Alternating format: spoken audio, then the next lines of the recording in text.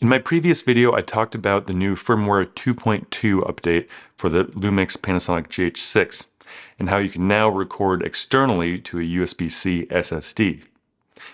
And I said how that's cool because these SSDs are 1/5 the price of a CF Express card, which is awesome. But I don't like this setup because that USB-C port is really flimsy, and if you bump it, the cost of repair is probably not going to be worth repairing because the GH6 is priced very reasonably. And I thought this was my biggest gripe about that setup, but turns out it's not. Turns out, even more frustrating than that, is when you flip the screen around so that you can see if you're in focus when you're talking to camera like this, the USB-C port is in front of the screen. So I actually can't see my face right now besides the autofocus orange square that's tracking me. So that's quite annoying. I guess you might call that a design flaw. And to make things even worse, also the HDMI cable, which is much wider, is also right there. So if I had the HDMI cable plugged in as well, I really couldn't see anything. So that's an issue. Not to mention the mic port and also the headphone port, they're also right there. So if you had everything plugged in, which is a pretty normal setup, you really couldn't see anything from the LCD screen.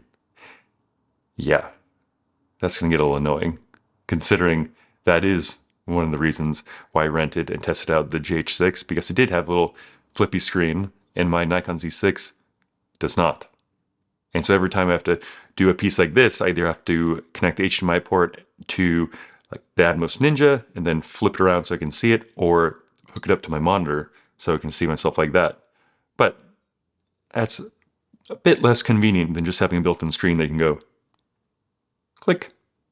As it turns out, I was recording in ProRes HQ, which is good, but I forgot that the 5.7K in ProRes internal, or I guess USB-C external as well, only goes up to 5.7K 30.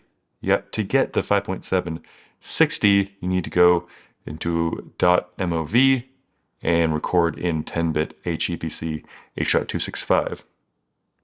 I guess the good part is that since I'm uploading this video in 8K, it means we'll be able to see if there's a quality difference at all between the 4K ProRes footage in the first 2 minutes and this footage that's in 5.7K 60 frames per second HEVC.